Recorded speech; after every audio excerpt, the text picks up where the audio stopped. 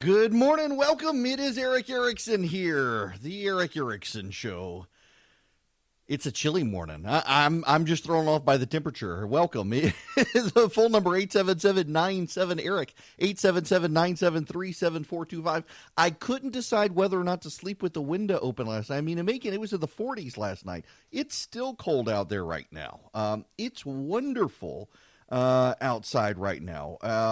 Where are we? It's 50 degrees at my house right now. On my side porch, actually, it's 48 degrees. I have a little remote thermometer I can access, even the temperature on my computer. It is 48 degrees on my side porch. My in-laws in Carrollton, it's 45. It's 46 in Atlanta right now. It is fantastic across the listening area this morning. Chilly. So I couldn't decide whether or not to open my windows last night or not because I didn't want to wake up this morning and not have a voice if there was pollen in the air. So I slept in. The air conditioner at some point turned off. I should have slept with the windows open. Maybe I'll do that this weekend. It's going to be wonderful outside as well. Okay, I got to start with this note. Elijah Cummings has died. Elijah Cummings is the chair of the Government Oversight Committee in the U.S. House of Representatives. Republicans and Democrats alike actually really, really like Elijah Cummings, just so you understand. He was a partisan Democrat. He really did not like President Trump, has been a blistering critic of President Trump for some time. But behind the scenes, he actually was well respected by both the Republicans and the Democrats. They very much liked him. They also behind the scenes, they thought they could get deals done with Elijah Cummings in ways that they couldn't get done with a lot of other Democrats. And so they very much appreciated his willingness behind the scenes to help them build bipartisan coalitions and help them support legislation. Elijah Cummings actually has helped Congressman Jody Hice here in Georgia. For those of you who aren't familiar with Congressman Hice, Jody Hice is on the House Freedom Caucus. He has been routinely primaried by establishment Republicans in Georgia. They do not like him. In fact, Congressman Tom Graves and what's his name? Kevin McCarthy, the House Majority Leader, worked together to remove Jody Hice from the House Armed Services Committee. Georgia has typically always had 2 seats on the House Armed Services Committee, even in the minority. And I am told from people who were in the room that Tom Graves, who is friends with Kevin McCarthy, when the issue came up, Kevin McCarthy made a vote to keep Jody Hice on the Armed Services Committee when they went into the minority, and Tom Graves, being from Georgia, refused to second it, costing Jody Hice not only his seat, but costing Georgia its second traditional seat on the House Armed Services Committee. It was Tom Graves of Georgia who actually made that happen. And Hice, he's not well liked by establishment Republicans because of his affiliation with the House Freedom Caucus. But Hice has had an idea for a number of years, and that has been to stop the compensation given to retired presidents and first ladies. And Hice's point has been, and I think he articulates it quite well, that when presidents retire, they go on corporate boards and they give speeches for $1 million a pop. They fly in private jets. They don't need expanded pensions and annuities. The first ladies are well off when they retire. Jimmy Carter is the last elected president to have retired back to the home he lived in before he became president. Before him, Harry Truman was the guy who did it. Typically, presidents retire and they buy mansions. Barack Obama did it. George W. Bush did it. Bill Clinton did it. Oftentimes, they don't retire back to where they went. It's crazy. So Hice has this legislation that would scale back the amount of money given to retired presidents and to first ladies when presidents die. And Elijah Cummings, the House Government Oversight Committee chairman, helped him get it through the House of Representatives on a bipartisan basis. It had to go through Elijah Cummings' committee as government oversight. And so he was willing to work with a House Freedom Caucus member to get a piece of legislation through on a bipartisan basis that curtails the amount of money retired presidents make. Elijah Cummings dead this morning. He's had some ongoing health complications, widely praised this morning by Republicans and Democrats in Congress. Now, NBC News has a very big correction up on social media. Social media is becoming a blight to everybody. Let me tell you my story about social media. Years ago, it would have been 2009, I guess, said something really terrible on Twitter. There's no need to repeat. Well, I can't repeat it here because every radio station that I was on would drop the show if I said what I said. It was bad. So it was a wake-up call for me in what I said. It was a very derogatory remark about Justice Souter when he left the Supreme Court. And it actually, the funny thing was, to a degree, it wasn't actually even my statement. It was a friend of mine who had said it. I was with a group of friends. Of course, it was all guys. Everybody got a great laugh out of it. He was too chicken to put it up on social media, so I was the idiot who did. And so I got blamed for it. And it was certainly a learning experience for me in that up to that time, I just viewed Twitter, for example, as just me and my friends talking. And didn't really pay attention to the fact that other people paid attention to me. Well, the fallout from it still has ramifications to this day. I mean, people will want to carve it on my tombstone when I'm dead. It was 10 years ago that I said it, and people still bring it up to this day that you can't trust this guy when he says he's a Christian or he believes certain things because look at what he did 10 years ago. It was an eye-opening experience in how people hang on to the bad things you've done, particularly in the age of social media. People hang on to the bad things you've done, and they don't ever want you to be able to grow beyond them. You are defined by the worst thing you've ever done, unless you, particularly in this day and age of social progressive secularism, if you bow to them, you're forgiven, and they hold on to the bad things you've done as a way to force you into what they believe. Their social secular ideology, hostile to people of faith, hostile to Christians, hostile to conservative or traditional values. Unless you abandon all of that, you're never forgiven. You are defined by the worst thing you've done. I tell people all the time that, there's the story in the Bible of the Jesus casting the legion of demons out of the possessed men and putting them into the herd of pigs. The pigs run down the bank into the lake and they all drowned. And what the Bible leaves out of that story is once the pigs drowned, the demons had to go somewhere. They went to Twitter and they all got accounts. And that explains social media to this day. Well, the media more and more is using social media, and they're using social media because there is this desire in the popular press these days to be first. Not necessarily to be accurate, but to be first. And we saw this going back, for example, I distinctly remember this confluence of the internet, social media, and reporting back to the John Edwards situation, where it was a reporter at Politico who reported that John Edwards would be dropping out of the race for president, and it turns out he wasn't. I believe that was the announcement, actually, that his wife Elizabeth had cancer when he made the public statement. It was not a statement that he would be dropping out of the race. It was interpreted that way, and it actually had an impact on John Edwards in the race, that people thought he was going to drop out, and then he didn't, and it came across initially as he had changed his mind at the last minute, which wasn't true. The reporters just got it wrong, but it was this desire to be first with the news as opposed to be accurate with the news, and we've seen this spiral more and more. The Drudge Report still sends massive amounts of traffic to media outlets. And the first media outlet to get a story up may get the Drudge link, and Drudge will send them massive amounts of traffic. That traffic generates ad revenue based on clicks. Therefore, they want to be first. They want to be out of the gate. And it trips them up repeatedly. And now with social media, the social media phenomenon out there has reporters running to Twitter to get news out, and they get the news wrong, and that wrong news, the fake news, gets tens of thousands of retweets, and then they send out a correction that gets 100 or so. Well, in this case, NBC News sent out a tweet at 11:41 a.m. yesterday that said, President Trump says Turkey's invasion into northern Syria is not our problem, and the Kurds are not angels, and questions their fighting abilities without U.S. forces. He asserts that Syria is protecting the Kurds. That was the NBC News tweet. at 11:41 a.m. yesterday. Well, at 2:18 p.m. yesterday, they had to send out a correction after it was widely circulated, and there's a bit of irony here we'll get to. Their correction was a previous tweet misquoted President Trump, saying Turkey's invasion into northern Syria is not our problem.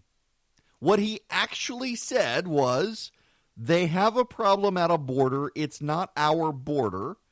It's not between Turkey and the U.S. Big difference between not our problem and they have a problem at their border and it's not our border. He's not saying it's not a problem. Now, here's the funny thing. If we're honest here, there were a number, and I've decided to start calling them bro-conservatives because it's very much like bro country. If you're familiar with the bro country phenomenon, particularly if you're in the Southeast listening and you listen to country music, you hear it all the time on radio. It's very much let's go out and get drunk and have fun, and there's no real depth to the songs beyond just getting drunk and having a good time. There are many laments of the bro country phenomenon, the 20, 30-something guys who still try to dress like they're teenagers and have these innocuous lyrics, some of them now trying to rap in their songs. It's really awful stuff. There's some, Luke Bryant used to get blamed for this stuff, and his lyrics over time, as he's had more life experiences, have gotten deeper. But man, you listen to even go to Garth Brooks or go to some of the Alan Jackson songs, go to Reba McEntire, and you've got this depth of storytelling in their songs that you don't necessarily hear in some of the newer country artists. And people have taken to referring to it as bro country. We're gonna get drunk, screw around, and have a good time, and that's the depth of the lyric. And I think we're seeing this in conservatism now, this bro-conservatism of Trump's owning the left. Hell yeah, this is awesome, and there's your policy. I mean, the public policy is let's just own the left. So people saw this tweet from NBC News that the president said it's not our problem. And people were like, yeah, Trump's awesome. It's not our problem, man. He's telling it. Truth to power, bro. Except that's not actually what he said. You could say he came close to that. They have a problem at the border. It's not our border. And had NBC News accurately reported that, they're like, yeah, man, he's got this problem, and it's a problem over there. It's not here. They're killing each other there. They're not killing each other here. Yeah, man. It's not very deep policy-wise. It's very much like the bro country lyrics. We're owning the left. We're making all the right people mad. I can't tell you how many times I've heard this in the past. We're making all the right people mad. Oh, what is it supposed to mean? You're Lindsey Graham. Lindsey Graham has always been the squishy Republican. Lindsey Graham is very clearly mad right now. And I guess if you want to own Lindsey Graham, okay, that's fine. You're holding Lindsey Graham. The problem, of course, is Lindsey Graham is the chairman of the committee that will oversee an impeachment of the president, and Lindsey Graham is none too happy about this situation. If we are not praying for the Kurds, we should all be ashamed of ourselves. It was the Kurds who worked with the American military to destroy ISIS. If we abandon the Kurds, it will be dishonorable. It will be a disaster. So Erdogan invaded Turkey. He has, Syria. He has created a vacuum for ISIS to come back. The Kurds cannot fight Turkey and control the 10,000 ISIS prisoners. I am looking to President Trump to change this. I will do anything I can to help him, but I will also become President Trump's worst nightmare. I will not sit alone on the sidelines and watch a good ally of the Kurds be slaughtered by Turkey and watch Iran move into Syria and become another nightmare for Israel. This is a defining moment for President Trump. He needs to up his game. Well, listen, I have long been a Lindsey Graham critic as being too squishy, but he's making some sense here. But the bro-conservative movement is like, yeah, Lindsey Graham is mad. Lindsey Graham is bad. Well, okay, but what about his argument? And this is kind of the problem here. We're seeing a conservatism now that is all about making the right people mad as opposed to coming up with the right public policy. And it was kind of funny to see people grab onto this NBC tweet and be excited that, yeah, the president's speaking truth to all the right people, saying it's not our problem, when that's not actually what he said. And NBC News got it wrong as well, much to NBC News' discredit, stirring people up on this. And it's not just a phenomenon of this bro-conservatism that really lacks any sort of intellectual heft to it. It is the problem with the media if they continue to get these things wrong. Like, for example, yesterday, the president accurately said in a press conference with Italy's president that the United States and Italy have a shared heritage going back to ancient Rome. That is an accurate statement. If you read our founding fathers, they were deeply interested in the Roman Republic. They modeled the United States in many ways on the Roman Republic. You go to Washington, D.C., you see the Greco-Roman architecture that the American founding fathers were very insistent upon. They were fascinated with that history. They saw, in fact, if you read, go back to even Robert Byrd of the KKK, who became the Grand Dragon of the KKK, and then or Grand whatever, and went to the U.S. Senate as a Democrat, had an entire book tracing the American institutional heritage of the Senate back to the Roman Senate, and you had blue check marks on Thursday. Actually, Mr. President, that's not true. This silly president gets it. No, actually, the president got it right, and they were willing to ignore all of this history to blast the president and have these things circulated on social media. Social media brings out the worst. It's brought out the worst in me. It's brought out the worst of the media. They are discrediting themselves by running these sorts of things. But then there are people who pick this stuff up on the left and the right. They pick up the fake stuff and run with it and discredit themselves as well. At some point, you got to go actually see now when the reporters push stuff out on social media, is what they're saying accurate? And at least NBC News corrected itself. It just took it a while to do. Hello there. It is Eric Erickson. Yes, you can call in. Now, the computer rebooted right as I was going on this morning. Our call screening computer decided it needed to reboot itself. I don't understand Windows machines. I used to understand Windows machines, but I have been so invested in Macs for so long that the new Windows updates just boggle my mind. But, down at their core, it's like you can bring up Windows 3.1. In any event, the computer's rebooted, and you can call in 877-97-ERIC, 877-973-7425. All right, I spent way more time on all of that than I intended, and we got to get to the Shout Fest. Nancy Pelosi, the White House released this picture of Nancy standing up and pointing, shaking her finger at President Trump at a press conference yesterday. She stormed out with Chuck Schumer and with Steny Hoyer. They left the White House meeting, walked out on the president, said he was being hostile and belligerent and the rest. To undo the damage he has done.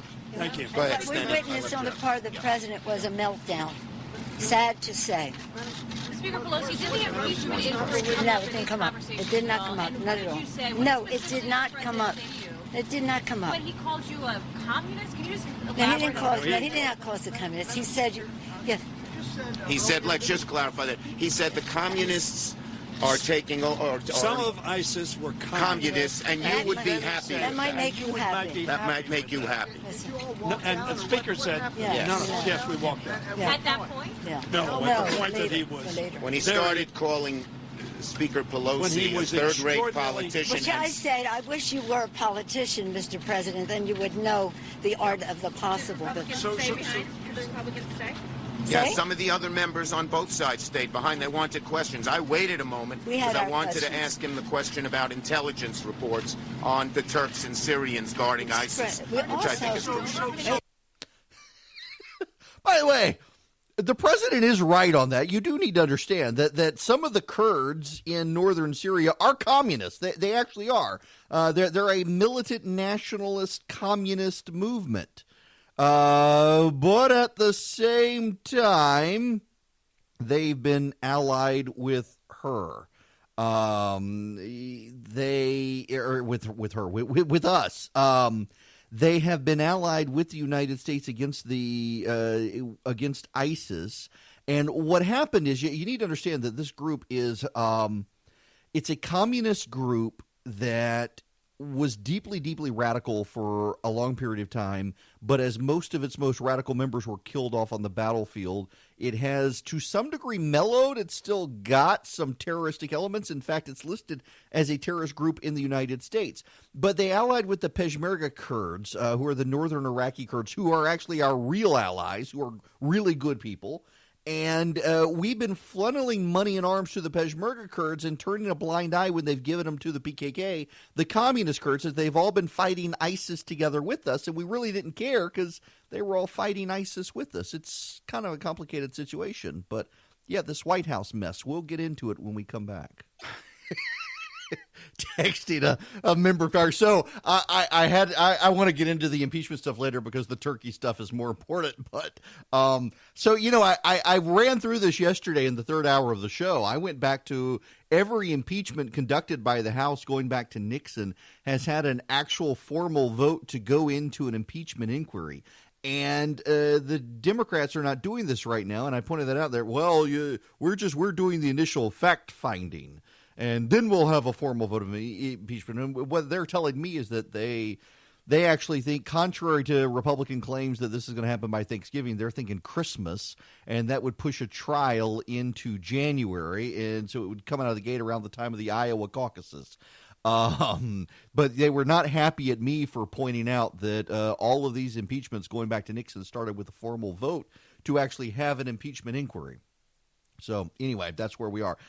So before I get anywhere else, this is actually happened overnight. Morning, so 7 hours ago, there was a morning rush hour in London. And the subway system. Have you heard of the Extinction Rebellion people? I was going to play some audio on the program of the Extinction Rebellion people, and the Extinction Rebellion people. I can't play the audio because there's so much profanity. They're losing their minds. The Extinction Rebellion people are people who believe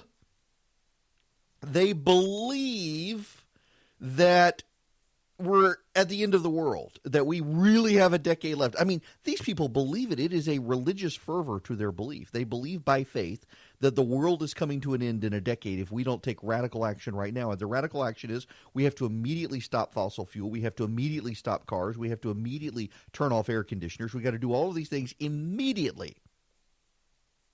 And in Great Britain, they are literally super gluing themselves to the asphalt. There's hilarious video last week. Some woman, she had on her backpack, she had glued her one hand down and then thought, oh, I need to take my backpack off. And she tried to and started just getting upset she couldn't take her backpack off anymore because she had already super glued her hand to the asphalt. One dude super glued himself to the top of an airplane.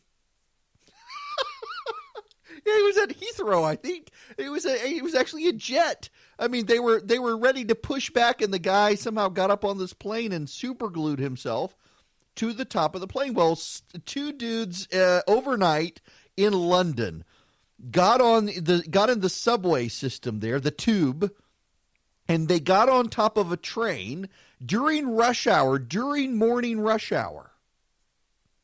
And it looked like that. Well, first they were protesting, and people began to worry they were going to super glue themselves to the top of the trains and screw up the morning rush hour. So literally the commuters dragged these guys off the top of the trains and started beating the snot out of them.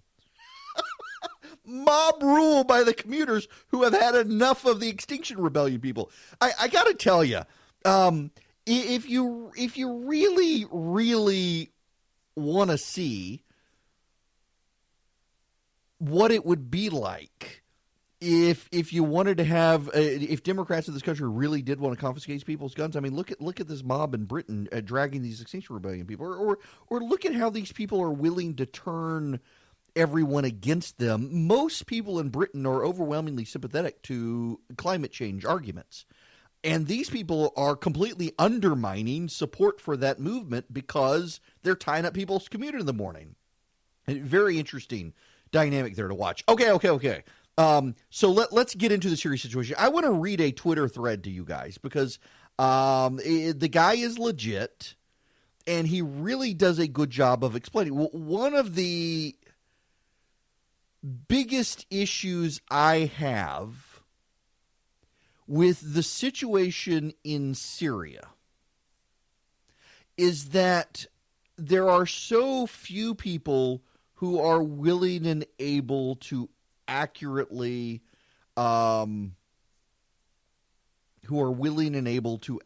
explain what's going on. There's some breaking news, by the way, though. I need to just tell you real quick. The Associated Press has obtained Gordon Sondland's prepared remarks. Gordon Sondland is the European Union ambassador. He's testifying to the House of Representatives in their impeachment inquiry against the wishes of the White House and the State Department. He intends, according to the prepared statement obtained by the Associated Press, to tell lawmakers he was disappointed President Trump directed him to work with Rudy Giuliani. Rick Perry, as well, is telling the Wall Street Journal that he talked to Rudy Giuliani, and Rudy Giuliani was convinced of all sorts of conspiracy theories in Ukraine. It looks like the White House is preparing in their strategy to throw Giuliani under the bus and blame Giuliani for this stuff. In fact, there are a number of people in the White House who say the president was doing things at Rudy Giuliani's direction, Giuliani claiming it was necessary, and we're probably going to see more of this. Now, we'll get into more of I want to let the story play out a little bit over the next hour or so as we find out more about what Sondland intends to say. And I want to read you this. This is a Twitter thread. Maji Nawaz, he is a reporter in London, and he is trying to explain the situation in Syria in a way for Americans to understand it, in particular because so many Americans are at this point in corners. You're either in the president's corner or you're in the whatever the opposite of the president's corner would be, without any recognition of what's actually going on there, because the president actually has some points that are right. I think he has some points that are wrong as well. And same with the other side. They've got some right, some wrong. So let me just read this for you. After ISIS's defeat, the Kurdish YPG, which is the communist Kurdish branch, allied with Syrian Arabs as SDF, and they set up an autonomous safe zone in northern Syria. The YPG is a legal offshoot of the terrorist group PKK. Turkey has been dealing with PKK terrorism inside Turkey for many years. Turkey feared that an autonomous Kurdish zone at her border with Syria would stoke Kurdish separatism domestically. Turkey has been hosting 2 million Syrian refugees. Since a failed coup attempt and his spat with the U.S.-based Sufi cleric Fethullah Gulen, who, by the way, Rudy Giuliani was lobbying to have extradited back to Turkey, the pro-Islamist Erdogan domestic ratings and Islamic appeal have been slipping. Erdogan is the president of Turkey. He is strongly Islamist. You will remember that Ataturk converted Turkey from the Ottoman Empire into a secular Islamic republic. The Turks for decades insisted, above all else, everybody had to be secular. They viewed deep Islamic religion within the Turkish society as anathema to being a Western society. They wanted to be Western. Erdogan, during economic turmoil, was elected and convinced Turkey that it needed to be more Islamist. He is very much pro-Islamist, has emboldened more ties into the Islamic faith in the country, even pushing out people in the military who Turkey had a series of coups over time, pushing out leaders that were considered too religious. He was able to push out military leaders before they could push him out. Well, Erdogan's domestic ratings have tanked. The appeal to Islam is tanking. There's been a resurgent secularism in Turkey. Its candidate, named Ekrem, took the president of Turkey's home base of Istanbul. Turkey's economy is flailing. She's lost American support because Erdogan has had a military deal with Russia. He's lost Saudi support because of how Turkey leaked a lot of the information on the Khashoggi murder. He's lost Syrian support because of jihadists against Assad. He's lost goodwill. Turkey has very few allies left, so Erdogan's desperate to fix his woes. Turkey's policy is very similar to, and this is important, it's very similar to Barack Obama's policy, in that it's been desperate to extricate U.S. troops out of foreign conflicts with Syria, Iraq, and Afghanistan, regardless of the wisdom. Turkey's policy has been to deal with some of these problems at its border, regardless of the wisdom. The similarity makes the left's current attacks on Trump over the Kurdish issue hypocritical. Joining foreign wars is unpredictable, and this is where we need to get into this. Joining foreign wars is unpredictable and can descend into folly. But once in, the hasty withdrawal of troops creates more chaos. It's how ISIS emerged in Mosul.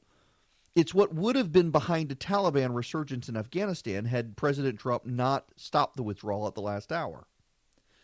Erdogan was requesting that Donald Trump let him invade and occupy northern Syria to achieve the following objectives. 1, destroy any chance of a free Kurdistan at his border. 2, create a buffer zone in Syria, then move the 2 million Syrian refugees from Turkey into that buffer zone because it's illegal under international law to send them back into conflict zones. President Trump, unpredictably and astonishingly, agreed to the Turkish request and withdrew U.S. troops from northern Syria, leaving a power vacuum that exposed our Kurdish allies to a Turkish invasion, coupled with the breakout from the ISIS detention facility of all the jihadists. This caused the Kurds, betrayed and now under aerial and ground attack, plus executions from Turkey, to appeal to Bashar al-Assad, the Syrian tyrant, to march back into northern Syria with his troops in order to fend off a Turkish invasion. Vladimir Putin has backed Bashar al-Assad, gaining favor with the Syrians and the Kurds. Meanwhile, Donald Trump is sanctioning Turkey, but he's losing the Kurds in the process because we betrayed them. So, to review, the United States has lost allies, Turkey has lost allies, and the Russian sphere of influence is now extending to Iran, and by extension, Iraq, Libya, and Yemen. It extends to Syria. It extends now to the Kurdish group in northern Syria. And Vladimir Putin has already established deals with Turkey that's put Turkey on the outs with NATO.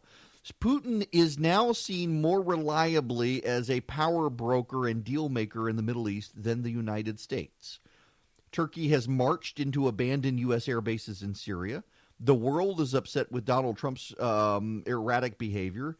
The Kurdish feel betrayed. This is all a big win for Vladimir Putin. It's a major loss for NATO, the EU, the United States, and Western influence. Now, why does this matter? And this is actually very, very interesting. Russia has gained a foothold in various rogue regimes in the world that work against American interests, Syria and Iran in particular. They sponsor global terrorism. They hate Israel, and they despise the West. And under Russian influence, these territories could become bases for hostile planning against energy interests. The planning could include more Iranian-backed strikes against Saudi oil facilities, more Iranian disruption of shipping routes, Hezbollah terrorist financing and attacks against Israel and her allies, jihadist attacks on Western energy interests, controlling Syrian reconstruction contracts in energy, pushing Saudi Arabia and Iraq into the Russian sphere on favorable energy terms due to fear of Trump's unreliable friendship, could help Putin. To appease the populist right and the hypocritical populist far left, the U.S. is distracted by visions of isolationism. The U.K. is distracted by isolationism. NATO is in jeopardy, and Putin is spreading out throughout the Middle East. Putin doesn't have term limits. He doesn't have democratic accountability. So the longevity has been his greatest asset. He's used it to fund and support opposing political trends. He's backed far-left groups. He's backed far-right groups. He's backed Islamist group. He's backed anti-Islamist groups, all to seed chaos. Because by backing populism and nationalism and leftism and the East and the West, he allows unions to break up. The EU is collapsing. The UK is now dividing. Scotland wants another vote on independence. The Spanish want votes on independence. And you can step into the power vacuum and reorder the chaos because the U.S. and the EU are distracted. Chaos suits those not holding power. Chaos hurts those who hold power. For Putin to be able to step into the U.S.'s shoes as the world's main broker, he needs to upend the status quo by seeding chaos that he can actually control the chaos and step in and bring order to it. Everything that's going on in Syria right now, everything that's going on in northern Syria, all ties into Russia trying to reorder the Western Hemisphere for Russia's interests. You do have to remember, now I'm not reading the Twitter thread anymore. I'm talking off the top of my head, for better or for worse. The Russians never really got over the Cold War. There have long been people who have thought, the Soviet Union never really went away. It just changed its name and gave up some territory, and it does want that territory back. You've seen Putin, for example, push back into Crimea because he wants the port at the Red Sea or the Baltic Sea. He wants an outlet into the Mediterranean. You see him in Syria because he wants an outlet to the Mediterranean. You see him in Iran because he'd like to set up shop in the Persian Gulf. You see him now pushing back into former Soviet territories like Georgia and Uzbekistan and elsewhere, setting up shop there. He's trying to put back together the Soviet Union under a greater Russian imperial banner. He is doing so by sowing chaos and making the United States and particularly Great Britain look at all this and say, ugh, you know what, we might as well go home and dabble in stuff that's more to our strength and stay off the world stage. And you have all these people now in this country saying endless war, we need to end the endless war by bringing people home. And what people are missing in all of this is that our troops are stationed around the world to keep a war from breaking out. So what Putin is doing to a degree is he's trying to destabilize regions of the world where America has a military presence so that American foreign policy interests say, it's destabilizing, we might as well pull our troops out, as opposed to trying to find a way to stabilize it. Because in this country as well, through a lot of voices in the media, and a lot of voices already sympathetic to him, we're seeing this push for renewed American isolationism. And the renewed American isolationism is pulling us out of the world, allowing the Russians and the Chinese to move back in. By the way, did you know that the Chinese are pushing into the Solomon Islands? They're actually giving very low-interest loans with very weird terms to areas of the Solomon Islands. The Solomon Islands, Guadalcanal and the like, in that area, you've got to take over that territory and able to isolate Australia. And the Chinese are beginning to build a military presence in that area to isolate the Australians from Western supply chains. None of this looks good when you look at it at the macro scale. We have China and Russia together spreading out around the world. And the United States completely distracted from within. It doesn't end well. It doesn't end well for any of us if we don't stand up and get reorganized. But in the meantime, the president is so focused on owning the left, so to speak, here in this country. And he also does kind of like strongman. I think we can all admit this. We're just talking inside the house. He looks at these strong leaders like Putin and Erdogan and Xi in China and the like and thinks, man, they're strong dudes. We should be friends with them. And they don't actually want to be friends with us. And this is kind of a problem. And the problem is that this president, under our constitutional system, at best, will have 8 years in office. And it will be the presidents after him who have to deal with this realignment that's happening in the world that doesn't have to happen if we don't want it to happen. And yet we're letting it happen. Yes, as the voice said, text recipe to 33777. I will send out the chocolate chip cookie recipe later today, shortly after noon. There's one strange ingredient. Well, it's not really a strange ingredient. You can get it at any craft store like Michael's or Joann's or Hobby Lobby. It's the Wilton glucose syrup. You can use corn syrup, but the glucose syrup works better. But you don't have to use it. So if you didn't tune in yesterday, so I spent my weekend, my vacation, tinkering with a chocolate chip cookie recipe that doesn't get all brittle, stale, and crumbly after 24 hours. And it was a really good chocolate chip. I mean, it was a good chocolate chip cookie. I got to tell you, it's solid. And so I will send out the recipe. So it has, what makes it unique is, so instead of using, I did use some semi-sweet chocolate chips, just a handful of semi-sweet, but then I got a milk chocolate candy bar and chopped it up and put it in. So you have shreds of chocolate, slivers of chocolate, chunks of chocolate, and then I used some cornstarch in it. And the reason you use cornstarch is because cornstarch draws in moisture, so it keeps the cookie moist longer. Then if you use the glucose syrup, it causes the outer edge to brown and get crunchy, but keeps the center of the cookie moist longer. I learned that. I read all up about. Y'all should see my cookbook collection. So if you want the recipe, text the word recipe to 33777. And shortly after I go off air today, I will send you out the chocolate chip. The chocolate chip cookie recipe. It's quite tasty. Okay, we have other stuff we need to talk about today. We do need to get into impeachment. And there's actually, so if you go up to Asheville, my wife and I love to go up to the Asheville area. And Asheville has decided to impose a ban on hotels, new hotels. Can't build them in Asheville, North Carolina. And this is coming to parts of Georgia and South Carolina and Tennessee as well. And I want to talk about that when we come back. And jobs, the September jobs report for Georgia didn't look good. The phone number, if you want to be a part of the program, 877-97-ERIC, 877-973-7425. Also talk to, I've been trading notes with a member of the U.S. House this morning over some sourcing conversations I had with Democratic sources this morning. The Democrats are telling me they intend to drag out impeachment beyond Thanksgiving. Mitch McConnell's been telling Republicans he expects to have it by Thanksgiving. The Democrats are telling me they don't think they're going to get through impeachment until Christmas and that they actually are going to do a formal inquiry. But what they consider themselves doing right now is a fact-finding mission.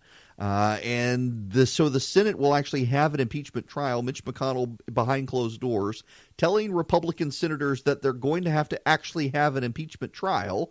I want to talk about that as well when we come back here on the Eric Erickson Show across the state of Georgia, throughout the Southeast now, and around the world on Facebook Live this morning. Hello and welcome. It is Eric Erickson here, the Eric Erickson Show. The phone number, if you want to be a part of the program, 877-97-ERIC, 877-973-7425. And yeah, it'll drive Charlie crazy, but I'm just going to keep bragging about this because I'm actually proud of myself.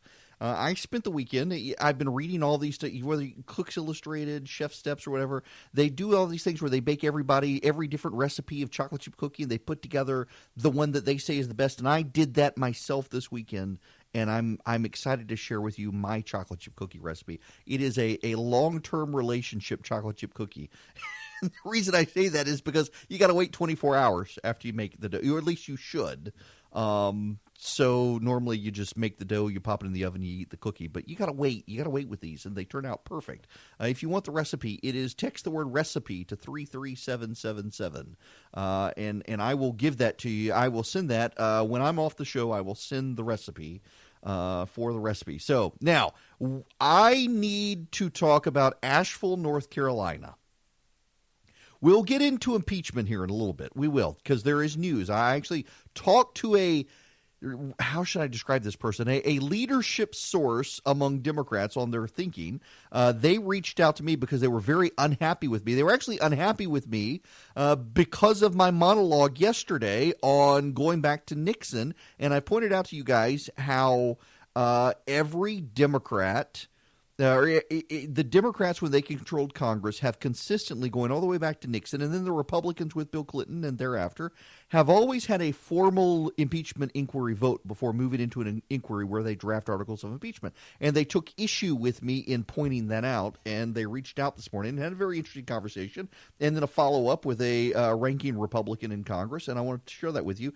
But I'm very fascinated by this story out of Asheville, North Carolina. And it's actually an old story, and I only saw it in relation to a news story relating to Charleston, South Carolina, doing something similar. And there's a story that Savannah may be rapidly heading towards doing the same thing. At the end of September, the city council, in a unanimous vote in Asheville, North Carolina, banned the construction of new hotels for up to a year. The moratorium follows years of concern, and this is from the Citizen Times. The vote that happened September 24th followed years of concerns voiced by residents over the $2 billion tourism and hotel industry. The moratorium means hotels already approved for construction can be built, but no new zoning applications will be heard for up to a year, as the council develops new rules around what hotel developers will have to do in order to get a building permit. City staff will use this time to work with the Urban Land Institute Charlotte on a planning process to include 2 community engagement sessions, analysis of the hotel industry, assessment of impact, research of best practices, and a report on best land use practices and policy recommendations for hotel development, according to the city.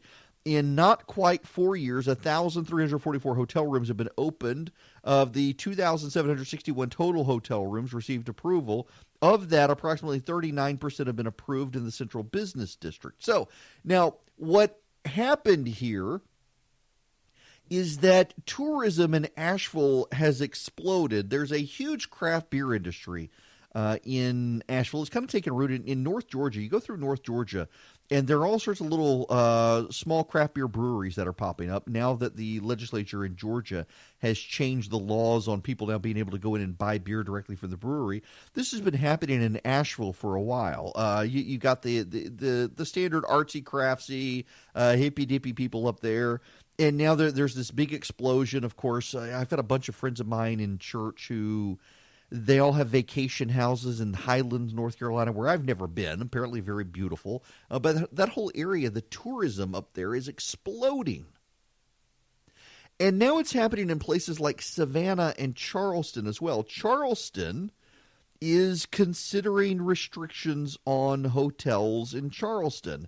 There was a vote in Charleston to curtail the amount of development of hotels. The Charleston Peninsula has 4,920 hotel rooms.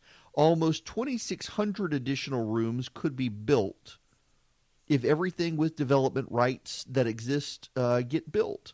On a recent tour of downtown, this is I'm reading from Bloomberg, on a recent tour of downtown, preservationist Christopher King points to the side of a parking lot that is destined to be a 115-room condo hotel project.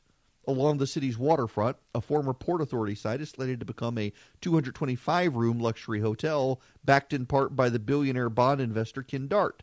Looming over downtown is a cruise ship operated by the German line TUI Cruises. Ocean liners routinely unload 3,000 tourists into the city. Now, the preservation group in Charleston doesn't want to thwart development, but it wants to make sure that Charleston can still function as a city.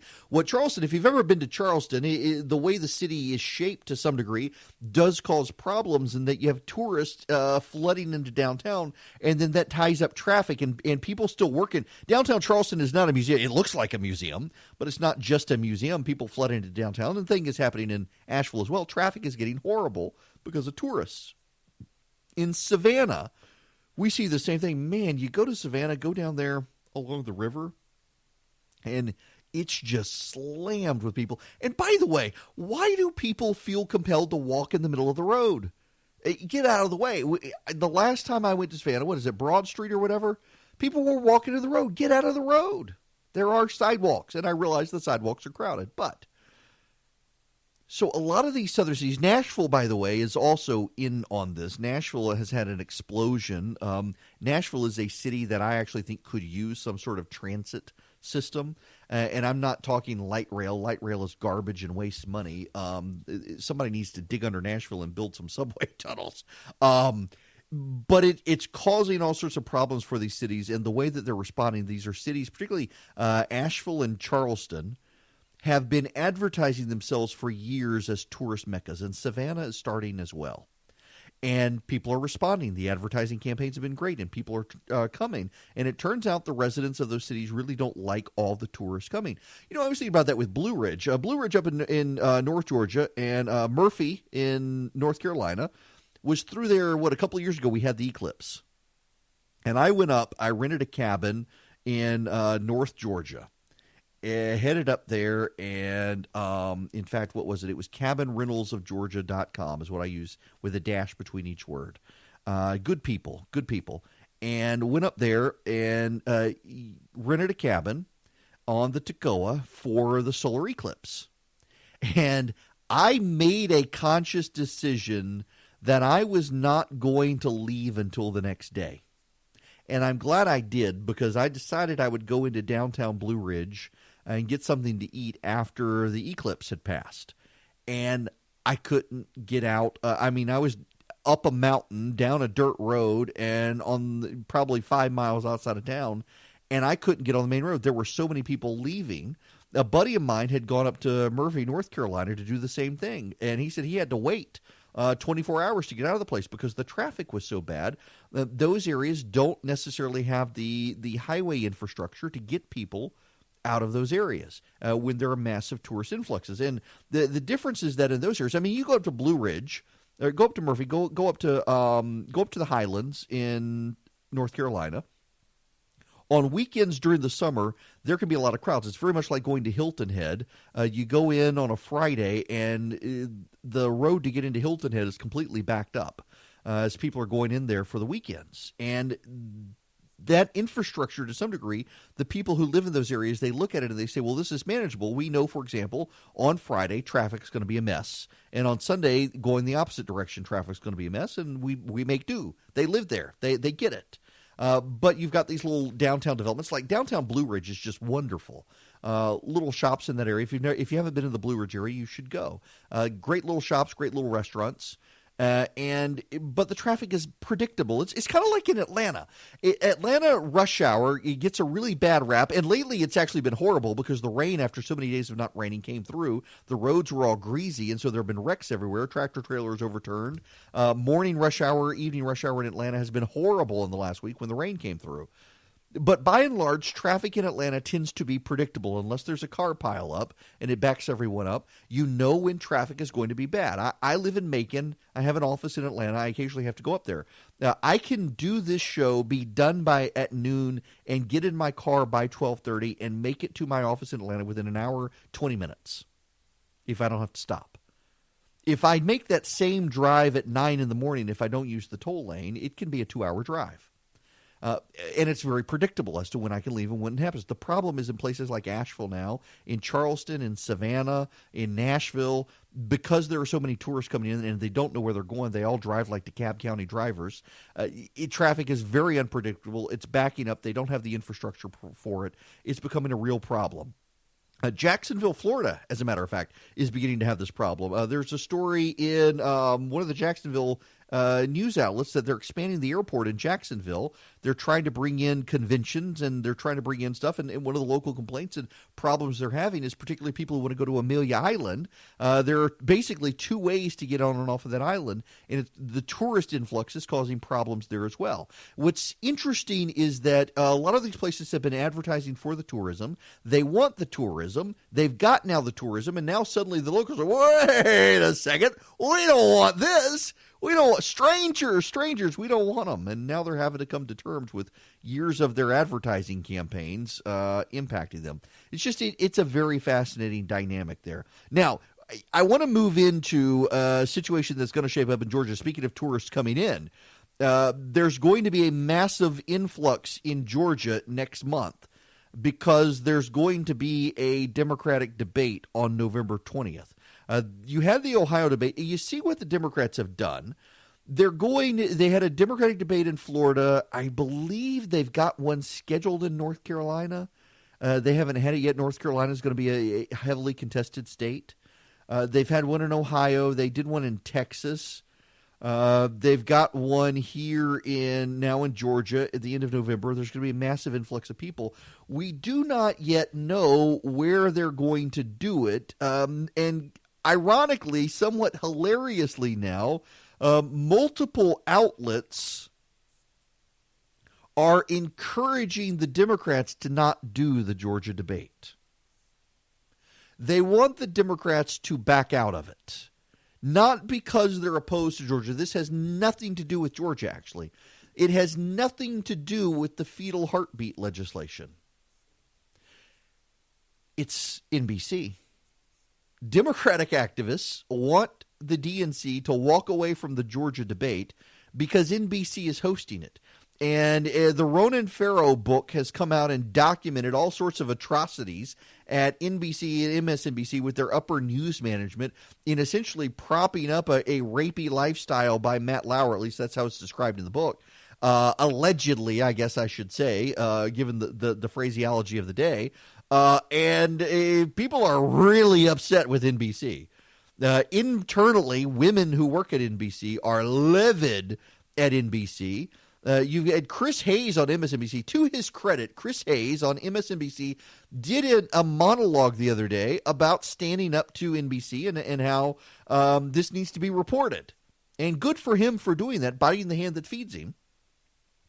But so they want to have a debate in Georgia. They have not yet decided where to have it in Georgia.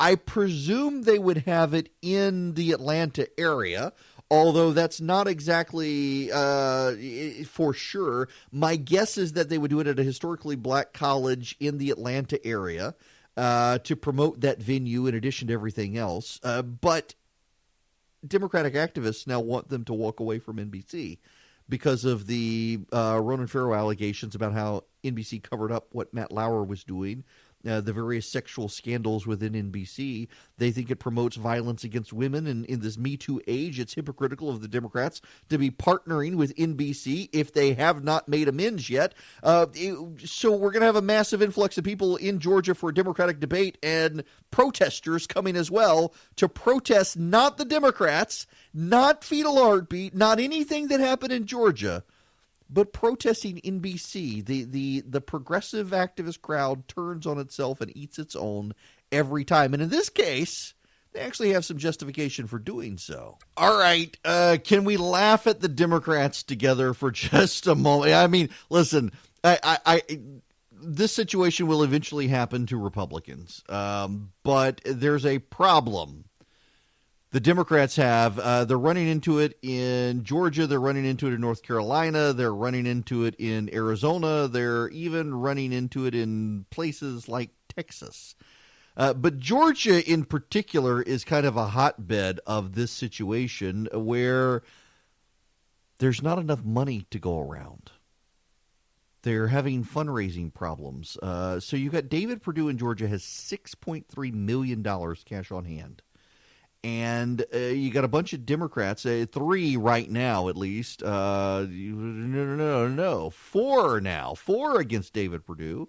And they're having a hard time raising money. John Ossoff has done best. He tapped into his fundraising, also moved some money over that was sitting in a bank account from his prior campaign. So he's got over $1 million cash on hand. Poor old Teresa Tomlinson, she's only got about $200,000 cash on hand, even though she's raised close to $1 million. She's got such a high burn rate trying to build her name ID, and she's the one so many Democrats were rallying around. You've got the situation in North Carolina as well. Tom Tillis is the Republican on the ballot, and he's not a highly popular Republican, you should know. He was an establishment guy, didn't particularly care for the president. Trump voters don't particularly like him. He started sounding much more like a Trumpy candidate to try to lure them back, but they're not happy with him. He may get a primary. The Trump campaign is trying to intercede to keep people out of the race now because they can't risk his seat. You've got, what was his name? Lieutenant governor candidate. Cal Cunningham decided he's going to run for the Senate instead of running for lieutenant governor there, but there are already several other people in the race, and they're all having fundraising trouble. We're seeing this in Arizona as well with the Martha McSally seat where she replaced John McCain. She'll be on the ballot, and they're having trouble there as well. Now, contrast that with Alabama. In Alabama, you've got so many Republicans running because Doug Jones is so deeply vulnerable that it's Alabama Republicans who are having trouble fundraising. I'm supporting Arnold Mooney over there. He's the father of a friend of mine. We had him at the Resurgent Gathering. He's a great guy, but they've got, the Auburn coach on principle. I'm not sure that I could support somebody who coached at Auburn running, but he's running. He's getting some traction. But they're all having fundraising problems. The fields are so crowded in races like this where people sense some vulnerability, and they can't raise money. The other problem that Georgia has is you've got 2 races. You've got the Isaacson seat and you've got the Perdue seat. And Democrats aren't sure who to support. There's been no clear field. The only thing Democrats can agree on in Georgia is that they are livid over Matt Lieberman running. Matt Lieberman, son of John Lieberman, or Joe Lieberman, rather, the former Connecticut senator. His son lives in Georgia, is very progressive. And I got to tell you, he's running an ad, and he's running it in the metro Atlanta area. He is running it. It's a knock on Brian Kemp's Jake ad. And I realize I mentioned this, but I didn't actually watch the ad to the end. I saw the beginning of the ad, and he's got the daughter's boyfriend, and he's got a gun, and it's a fake gun. Now, at the end of the ad, he says he doesn't even own a gun. Why would you want to do that and tell people, hey, there's no gun in my house if you break it? Why on earth would you do that? He says he doesn't own a gun. And listen, no, I didn't own a gun until we had protesters show up at our house a couple of years ago, and I figured I needed to start stockpiling weapons and ammunition. I mean, our house looks like one of those militia people's houses. We got so many guns and ammo now. But I just, why do you want to advertise that? I have no idea. And can you get elected in Georgia and not own a gun or brag about not owning a gun? I really think that the Democrats are overplaying their hand on this gun stuff. Beto O'Rourke is not helping them. By the way, there was an undercover video. Somebody approached Beto right after the debate the other day, put a camera in his face, and he said he wasn't going to confiscate people's guns. And then he went right on TV and started talking about how the police are going to show up on your doorstep to take your guns. And the Democrats are livid with him, genuinely livid with him. And the fallout continues from the Democratic debate. You've got Pete Buttigieg going on TV saying Elizabeth Warren is more concerned with selfies than how she's going to pay for her health care plan. Warren is walking that back now. Elizabeth Warren is now saying she will find other resources to pay for her Medicare for All plan, but she still does not want to concede that the middle class taxes are going to go up. Not going to be useful. We'll get into that, the continued fallout from the Democratic debate when we come back, but also unemployment in Georgia is on the rise. There are some details you need to know about this, and there's $1 billion casino plan afoot for the Southeast. I'll tell you about that when we come back.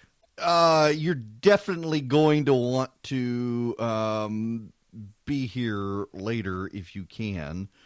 On the impeachment stuff. There is some news I want to get to, but I have put off the story for so many days, and it is deeply relevant. The bulk of my audience, and you'll just have to forgive me, it is in the Southeast, wherever you're listening, and there's a story out of Georgia that I've pushed. I keep kicking the can down the road, and I really do need to get to it. There is in North Carolina. Yeah, it's a story about Georgia, and I'm beginning in North Carolina, and there's a reason for this. There is in North Carolina a city called Cherokee, North Carolina. In Cherokee, North Carolina, just on the outskirts, there is a Harrah's Casino and Resort. The Cherokee Casino and Resort. And if you're in even the metro Atlanta area, there are billboards all over the place for this casino. And people will make the long trek up to Cherokee, North Carolina to go to the casino. I have never been. Listen, I will not be here in a couple of weeks. I will not be here. There will be a Monday where I am not here. And the reason I will not be here is because I am taking a guy's trip to Vegas. Some buddies of mine and I, we all kind of need a break. And we just decided that we're going to go to Las Vegas for a weekend, and we're going to carry over to a Monday. We'll come back on a Monday. So I will miss a day in the office. And we're excited. We're probably more excited about it than we should. And I don't even gamble. But the question was, where should we go? We could go to Denver, or we could go to Montana. You go somewhere where it's cold and snowy. Go to Yellowstone or something like that. And I just thought, we can. There's all sorts of stuff that we could do in Vegas. Let's go to Vegas. One of the sayings about Vegas is that Las Vegas is in a desert for a reason. You know the motto there of what happens in Vegas stays in Vegas. Not necessarily true, but it has become, for a while there, Las Vegas went through this branding campaign where they wanted to be family friendly. In fact, there's an Avengers exhibit, terribly overpriced and not very good. Don't waste your money if you ever go to Las Vegas. But if you take your kids, you could take them to the Avengers thing. I don't recommend it, though. There's all sorts of entertainment for kids, but it has, over the last probably 5 years or so, gotten away from that again and really tried to embrace hedonism in Las Vegas. Now, that's not why I'm going. Again, I don't gamble. I can sit at the table and as a buddy of mine said, don't you play 21? I said, yeah, I know how to play it. He says, well, then you can play blackjack. Sit at the table and just drink. I was like, okay. So maybe I will. But I'm not a huge advocate of casinos outside of Las Vegas. And the reason I'm not is because there have been a massive number of academic and governmental studies over the years that show areas that have casinos tend to have increases in bankruptcy and domestic violence and human trafficking and drug use and alcohol dependency, and a host of social ills tend to come with casinos. Also, what tends to happen, and North Carolina has discovered this, and states with lotteries discover this. Certainly Missouri and Louisiana and Massachusetts and Maryland have discovered this with their casinos, that what you tend to have happen is you build casinos to help prop up your education lottery fund, and it doesn't quite work that way because even the states lose when they bet against the house. And the casinos have a way of structuring their books to make sure you're never going to make the money that you think you're going to make. But this brings me back to Cherokee, because the casino in Cherokee advertises all over the metro Atlanta area and the North Metro Atlanta area and lures people up to Cherokee. And a lot of those North Atlanta legislators see these billboards and they think, well, why are they going there when we can have this here? Well, now the people who own the Atlanta Motor Speedway are floating a $1 billion casino plan. A $1 billion casino plan, which is amazing to me that they want to spend that much money. But they do. This is from the Atlanta Business Chronicle. The Atlanta Motor Speedway wants to be on board if Georgia legalizes casino gambling. The president and general manager, Ed Clark, outlined a proposal Tuesday to build a $1 billion casino resort adjacent to the racetrack south of Atlanta that would feature a hotel, timeshare condominiums, meeting space, shops and restaurants, and possibly a theme park, concert venue, movie theater, and nightclub. We want to create something that would bring people of all ages for multi-night stays, he told a Georgia House committee that's looking into gambling. Notice they say gaming. They don't say gambling, but it's gambling. Now, if you wanted to expand gambling or gaming in Georgia, it would take a 2/3 vote of both houses of the legislature and a majority vote of the people to amend the state constitution to allow it. I'm opposed because of all the social ills, but I got to tell you, when you look at the complex that was built by MGM outside of Washington, D.C., and some of the other places that have been built, I think it can be done tastefully. But there's one caveat there. We're seeing in the Atlanta area, in the Blue Ridge area, in the Rome area, and in the Athens area, and also in the Savannah area now, entertainment venues and restaurants are starting to pay attention to the casino bids. Because one of the things that you see in communities that build these casinos, depending on how they're placed and where they're placed, is local restaurants and music venues collapse. So, for example, if you're familiar with the Fox Theater in Atlanta, or you're familiar with Chastain Park, the Verizon Amphitheater, venues like that suffer. And the reason is because originally in Georgia, the legislation that would have authorized a casino in Georgia would have required a certain percentage, about 50%, I think, under the legislation, would have required 50% of the money to the casino come via concerts. And the casinos tend to pay more to performances to come to their venue. That then helps them generate the money. for their venue. They essentially are subsidizing tickets. They're using proceeds from gambling to pay higher rates to the musicians who come, and then that causes local venues to suffer and oftentimes collapse. In fact, the first two businesses that typically go out of business when a casino complex comes in are local restaurants and local music venues. So the Tabernacle in Atlanta, Center Stage in Atlanta, the Fox in Atlanta, the Verizon Amphitheater in Atlanta, and then a host of local restaurants would be the ones impacted. There have been proposals floated in the Rome area and the Savannah area, particularly Savannah in Athens, though. Not Athens, I'm sorry, Atlanta and Savannah, because of airport infrastructure, to put a casino in one of those places. And the same thing in Savannah is an issue. The downtown restaurant community would suffer. They were thinking of building a complex. You know what, Hutchinson Island, they've got a convention center and the Westin out there on that island. The people were thinking about putting a casino there. There was a plan floated for that. And the restaurants along the riverfront were all opposed to it because they knew what would happen. And the same holds true in the Atlanta area and elsewhere. Even in the Athens area, the music venues in Athens would suffer if that's where they put a casino.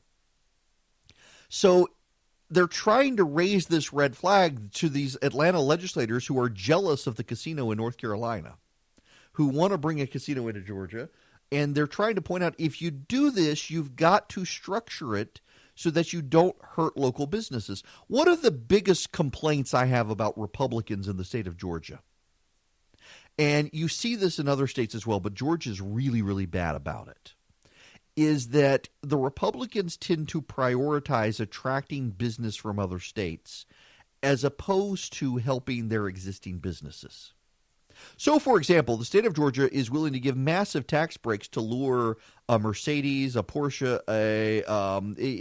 another major automobile company, insurance company, or other Fortune 500 company into Georgia, and they would never give an existing Georgia business money to grow. So what you find is that Georgia businesses often view the state legislature and the governor's office in Georgia as focusing on these out-of-state businesses at the expense of in-state businesses. Brian Kemp has changed that to some degree. Brian Kemp is very, very focused in Georgia on the local businesses and on trying to help the local businesses. There's a story out today that the September jobs rate in Georgia has gone down. There's been a decline of about 2,100 jobs. They do not think it's a pattern. 446 jobs are going to be cut from Gulfstream. Those jobs, some of them are going to come from the Savannah area. They're going to be administrative jobs, not technical jobs. But to some degree, they're going to be offset by Ball Corporation. Ball Corporation is expanding a facility in Rome and will add over 100 jobs making aluminum cups in the Rome area. But overall, the September trend has been down 2,100 jobs. The State Department of Economic, what is it? Good gracious, I'm sorry, brain fart here. But the Labor Commissioner. The Labor Commission, their economic commission within the Labor Commission says they don't think this is part of a trend. They think it's an isolated jobs decline for September. But if you bring in a casino in Georgia, you're going to, if you don't structure it right, see more job declines. That's happened, frankly, in the D.C. area, in the Boston area, in the Baltimore area, and in Missouri, in the Illinois area, where they brought in casinos because they didn't do it thoughtfully. What they didn't do was think about local music venues and local restaurants. So when you see this economic decline number in Georgia and legislators start getting antsy and they're flirting with $1 billion deal, at least that's what's being floated. And by the way, does anyone really believe it would be $1 billion deal? I'll believe it when I see it. I mean, they're floating this grand and glorious idea, but I just don't see $1 billion casino event space with theme park sort of thing at the Atlanta Motor Speedway being a viable long-term option. I mean, it would. I mean, I don't want to disparage the thing, but it would take business if the state did this. It would take business from Six Flags. Six Flags is every once in a while on shaky financial ground already. You could attract business away from the Metro Atlanta core that is already on shaky ground. It's a dangerous game the legislature's playing, and the reason they're playing it is because they want more revenue to prop up the Hope Scholarship.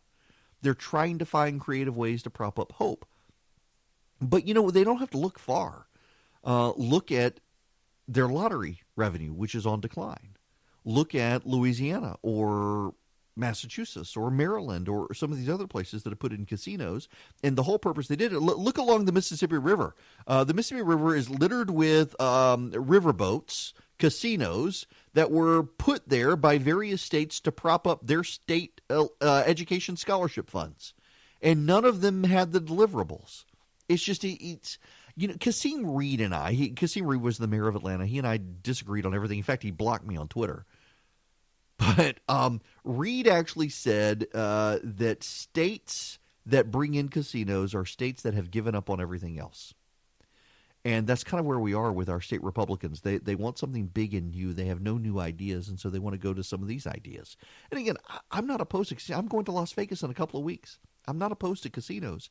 But these guys, they tend to do these sorts of things, and they see dollar signs, and they don't see consequences. At least local restaurants and local hoteliers and local music venues are stepping up and pointing out, guys, you're going to hurt our businesses if you do this.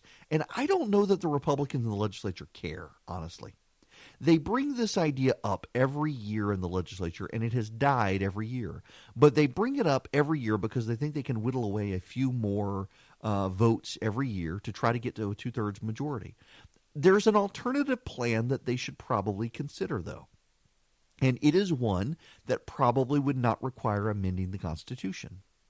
And that would be to allow sports betting, which is different from the organized games of chance legally, the way it's structured in a lot of other states that have similar constitutional prohibitions. Those states have gotten around it with legislative language that allows for people to go to an area. For example, you could do it at SunTrust Park or at Mercedes-Benz. You could do it even at Sanford Stadium if you wanted to in Athens, and have a designated area where people go to bet on sports games that aren't technically games of chance, are they? That's where they get around this, is the game that you're actually making you going to bet on isn't a game of chance. It's a game of skill and talent.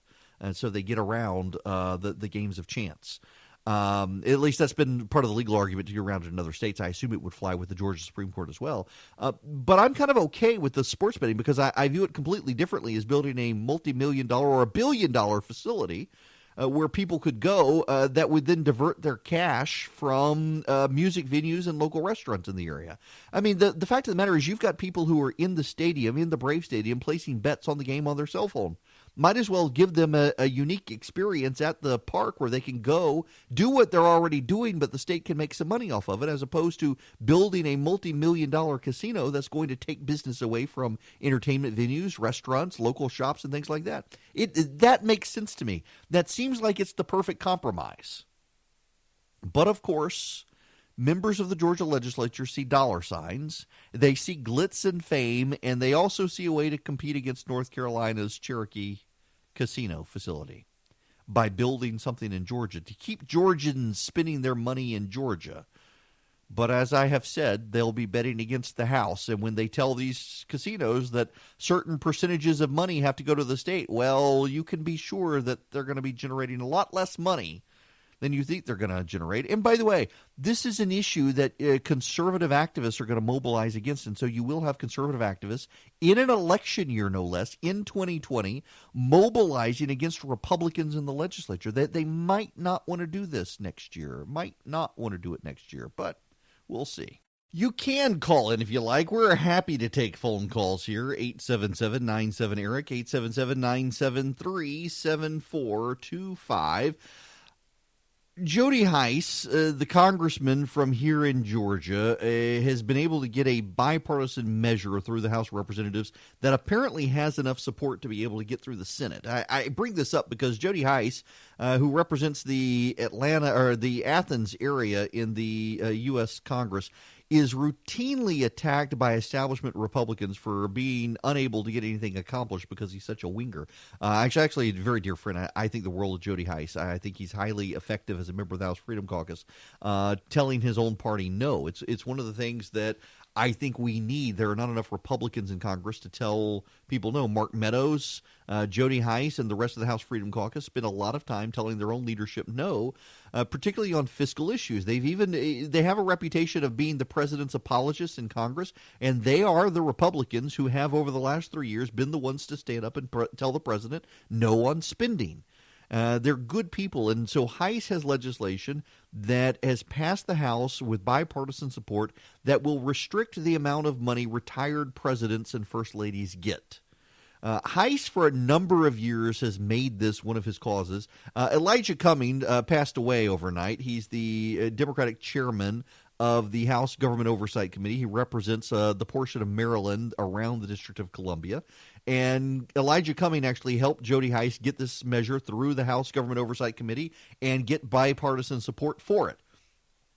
Hice's concern for a number of years, he's talked about it on this program, is that when presidents retire, the government gives them a massive fat pension, and when they die, the government gives their widow a massive annuity.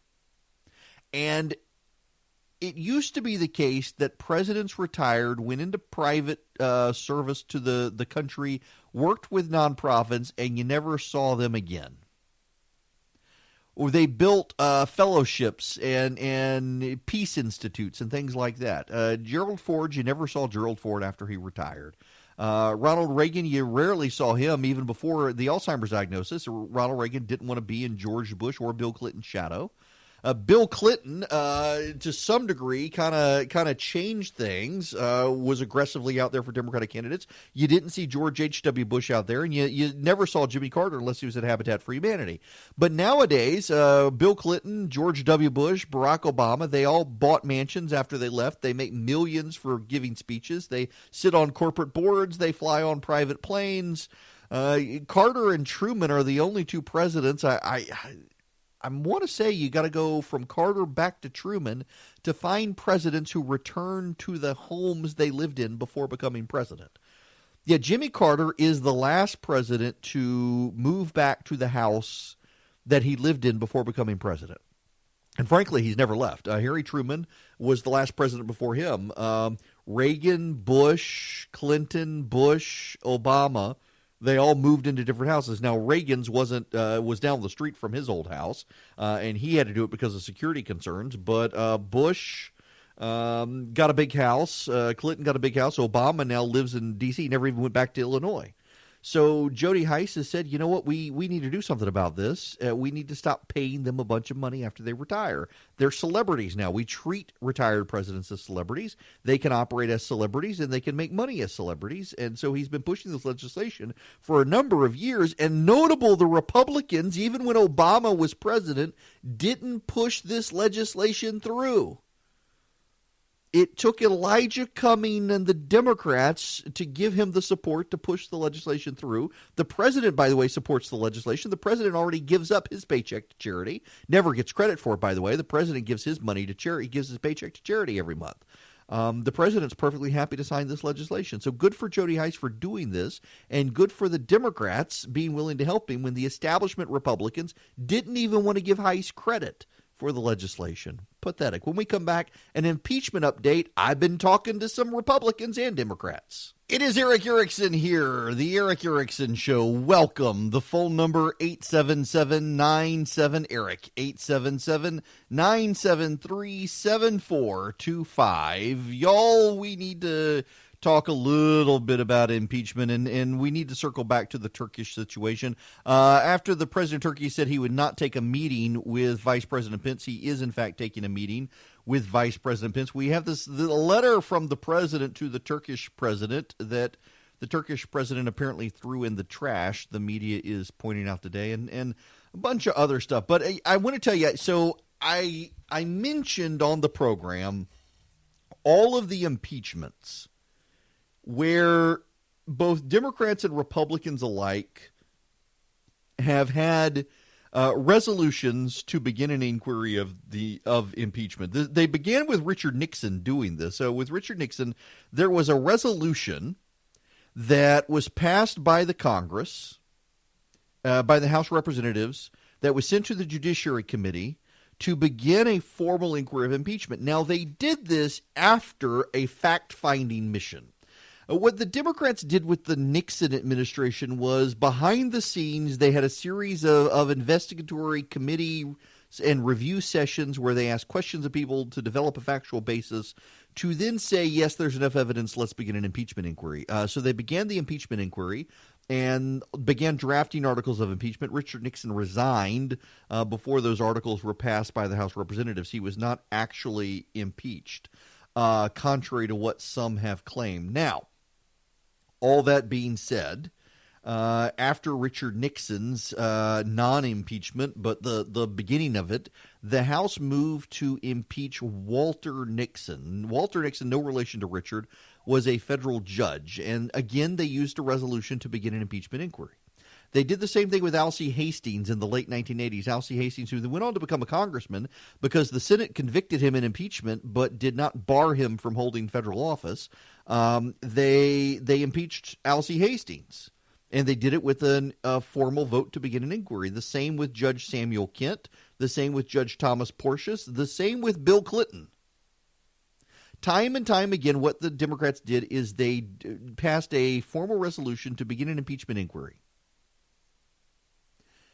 Now, I pointed that out on this here program, and some Democrats got really upset with me and thought I was misrepresenting what was happening, and they wanted to set the record straight. So I talked to them before the show today.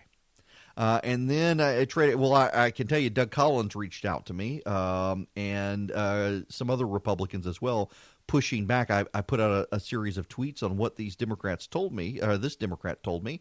And what the Democrats said is that, like with the Nixon inquiry, they're doing preliminary fact-finding.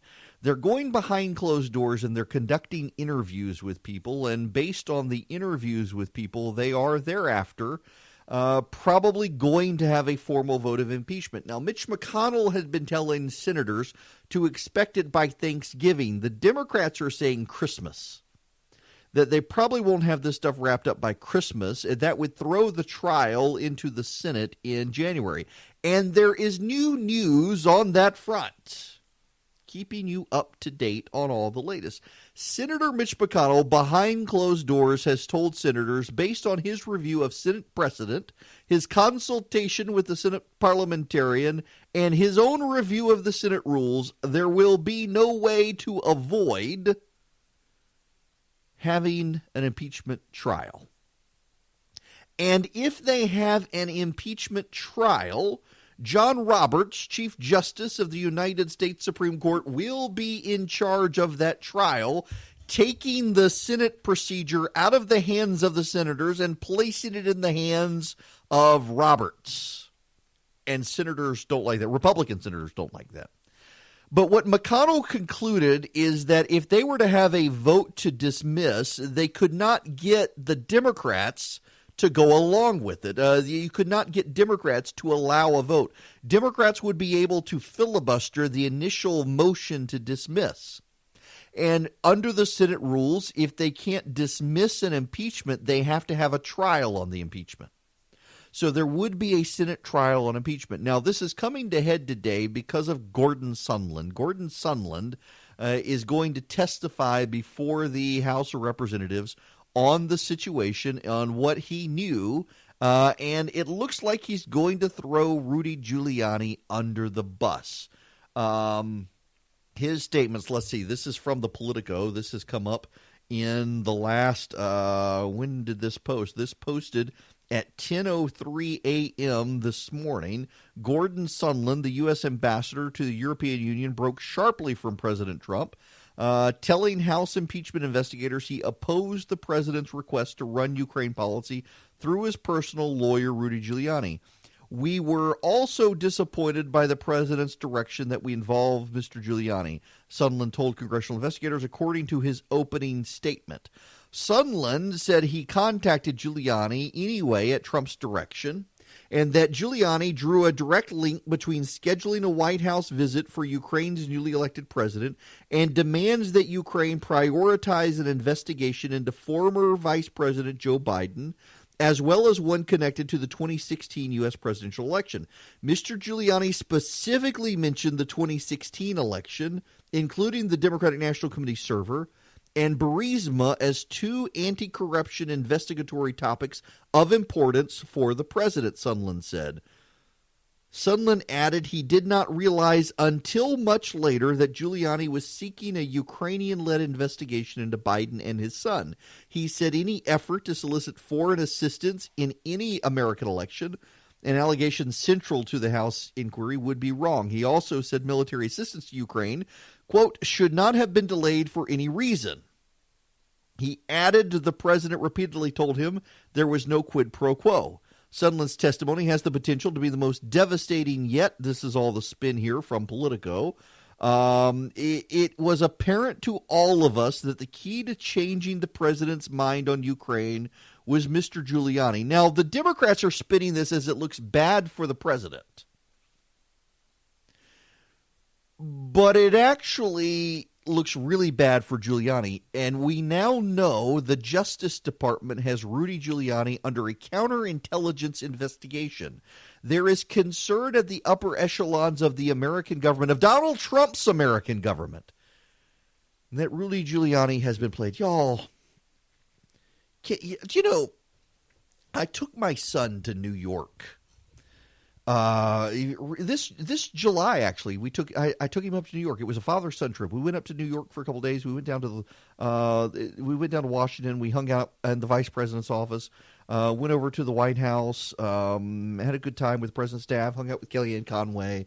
A lot of friends of mine work for the president. The vice president was out of town, but his staff gave Gunnar, my 10-year-old, just a fantastic tour of the vice president's office. They had him climbing on furniture, looking at stuff. It was great.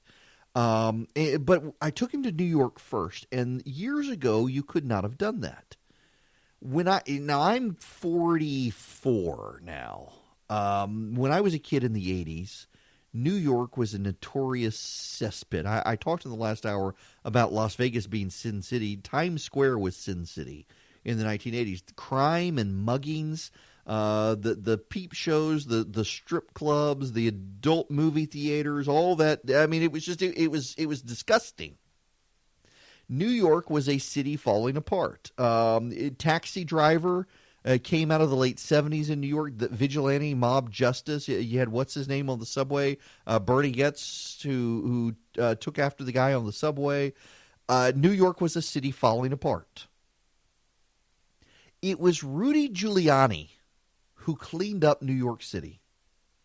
In the mid-90s, Rudy Giuliani, who had famously been a prosecutor targeted by the mob, he had shut down many mob operations, became very popular in New York City as someone willing to be tough on crime when Democrats weren't. New York City handed New York to the Republican mayor, Rudy Giuliani, put him in charge, and Rudy cleaned up the place. In fact, on 9/11, people forget 9/11 was election day in New York. And Rudy was term limited. And there was a big issue of whether or not they were going to, after 9/11, allow Rudy to run again for office. He was so popular. It was a very big deal. Rudy Giuliani was seen as the man who cleaned up corruption. He was seen as the man who put New York back together. He was seen as the man who showed New York what was actually possible. And he is going to die and go to his grave being known as the man who got Donald Trump impeached because Rudy Giuliani's an idiot now. I mean, at some point, what is the line from the Batman, from The Dark Knight? You die a hero or live long enough to see yourself become the villain? That's what's happening to Rudy. And I don't know that Donald Trump knows it. Donald Trump needs some friends to do an intervention with him and say, stop listening to Rudy. Rudy's going to get you impeached. Sondland, let me read you this again from the Politico. Sondland, Gordon Sondland, the president's ambassador to the EU. Sondland, you should know, as an aside, is in hot water with Congress because he's spending millions of dollars of taxpayer money to renovate the house he lives in Belgium. The ambassador's residence in Belgium for the EU. There are two ambassador residences in Belgium. There's one for Belgium, which Wakefield Place is an old mansion. And there's the ambassador's residence for the EU, which is a nice house, but Sondland doesn't like it. He was a hotelier. He wants a more lavish house. He's buying handmade, hand-sewn furniture from Italy on the taxpayer dime. Crazy. Sondland could buy it himself. He's got the money. He's a hotelier. But let me read you this. Sondland now says he only claimed there was no quid pro quo to, remember that exchange, the text message exchange. He says there's no quid pro quo because Trump repeatedly assured him of it in a direct phone call. I recall the president was in a bad mood, Sondland intends to say. Sondland's going to offer a strong defense of the former U.S. ambassador to Ukraine, who was ousted by Trump after a campaign by Rudy Giuliani. In his opening statement, Sondland calls her an excellent diplomat with a deep understanding of Ukrainian internal dynamics, the U.S.-Ukraine relationship, and associated regional issues. Yikes. Okay. There are some things you need to know that are going on here with Sondland to really set the stage for this.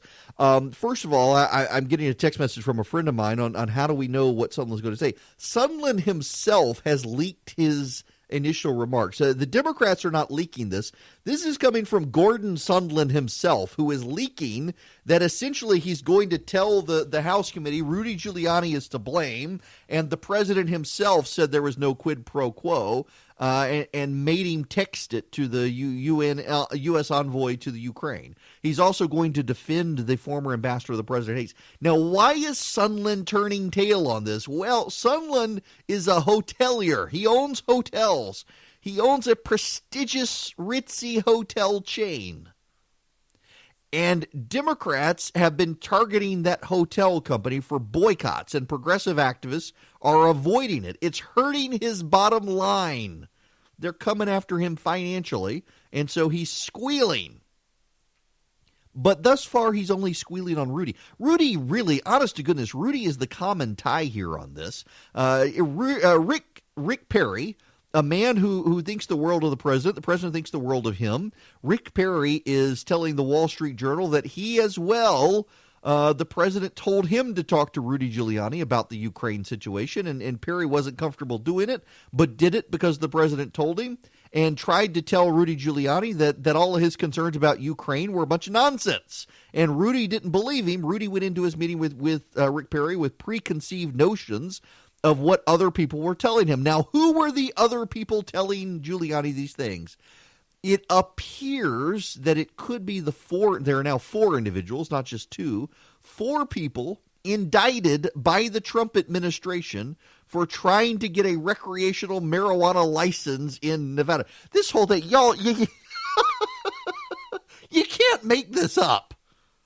I mean, this is so bizarre. You can't make it up. Now, the president is relying on Rudy, who, let's acknowledge, is getting a divorce in part because his wife hid the remote control from him. I'm not making that up. So the president outsources to his buddy Rudy, who he's known forever, and doesn't realize that Rudy is old and has lost his ever-living mind. So you have these Ukrainians who they want to build a marijuana facility in Nevada. They missed the deadline by which to do so, and so a Russian oligarch sends them a bunch of money, and they start spreading it around.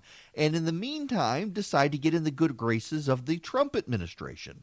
So they reach out to Giuliani, and they start spinning these elaborate tales to him about what was going on in Ukraine, and they start telling him about Hillary Clinton and Joe Biden. There appears to be no there, you should know. Despite what you may have read in some outlets or heard, it appears it all comes from these hucksters from Ukraine who were so busy whining and dining politicians they missed the filing deadline in Nevada. And in order to get around it, they've had to shell out massive amounts of corporate contributions to politicians at the state and federal level to get deadlines changed and to pressure regulatory entities to allow them to apply after the fact. And one of those people they reached out to was Rudy Giuliani. You can't make this stuff up. And they appear to be that's key here, appear to be one of these major sources where Giuliani has gotten all this stuff. So what did Giuliani do with this information? These people were trying to appear useful to Giuliani. They gave him these stories out of Ukraine. Rudy went to the president and said, "You'll never guess what I learned." The president has no idea it came from these hucksters. He hears it from Rudy, who he treats as credible. Rudy is going to get the president impeached because Rudy's nuts. Y'all, I feel bad for the president in this. I genuinely actually feel bad for the president here. He's relied on his friend Rudy and doesn't realize Rudy is an idiot because he remembers Rudy's glory days, and Rudy, meanwhile, is listening to a bunch of hucksters from former Soviet republics who are now American citizens who were just trying to get a marijuana deal in Nevada. You can't script this. This is a soap opera episode on TV. By the way, CNN reporting one of the things that Sondland is telling the House investigators is this quote from his statement. And again, it hasn't been leaked by Democrats. This is being leaked by Sondland himself. I do not recall any discussions with the White House on withholding U.S. security assistance from Ukraine in return for assistance with the president's 2020 reelection campaign. The issue here is that Sondland wants to throw Giuliani under the bus. He doesn't want to throw the president under the bus. He doesn't think the president really wanted this. He thinks Giuliani wanted it. The fallout, though, is just going to continue. Giuliani, this is the crazy. And, so part of the problem with all of this is Giuliani is friends with a lot of voices within the conservative movement, and they don't want to be critical of their friend, and so you've got a lot of people out there who seem forced to defend Giuliani and the president together because they're friends with Rudy. And I get that. I honestly do get that. But at the same time, at some point you're gonna have to do something because it's just not good. You're going to have to make Rudy Giuliani the fall guy to save the president. Now, we need to go back to the situation in Turkey real quick because you got to listen to Mike Pompeo. He is meeting with the Turks today with the vice president. This is playing into tensions on the Hill related to impeachment as well. And Pompeo got grilled by Maria Bartiromo and didn't do so well. You heard earlier in our montage of comments from people, the former Prime Minister of Israel, Ehud Barak, was in the studio earlier this week, and he said the winners in all of this are Russia, Assad, Iran, and ISIS. Is it your belief that Israel today is less safe as a result of this move? No. Okay. You don't have a date in terms of when the president would pull these troops out. Is there any reason to believe the president would change his thinking on this and leave this couple thousand troops on the ground? How many troops do we have? Yeah, my experience with the president is that he makes decisions and then absorbs data and facts, evaluates situations if we need to adjust our policy to achieve our goals, in which the president always very focused on what's the objective, what is it we're really truly trying to achieve. Yeah. If we conclude that we need to adjust our policy to achieve those goals, I'm confident that the team will make that recommendation, that the president will move in that direction if he concludes it's the right thing to do to make sure that we protect America. Okay. Didn't really want to answer all of her questions there. He's under fire from the White House this morning for not handling that exchange very well. They're not going after Maria. They're going after him from inside the White House today. Let's shift to 2020 when we come back, because poor old Joe Biden has finally realized he's got to do something, and he's going after Elizabeth Warren, who says she's not going to go after Joe Biden, in large part because she kind of thinks he's old and really doesn't know what he's doing. Yeah, she's playing the age card against Biden. Okay, look, I promised that we'll get into Joe Biden, and I do have some audio on that, but I want to deviate for a moment because we spent so much talking about just random politics and the news of the day stuff. I want to talk about something. Yesterday was International Pronoun Day.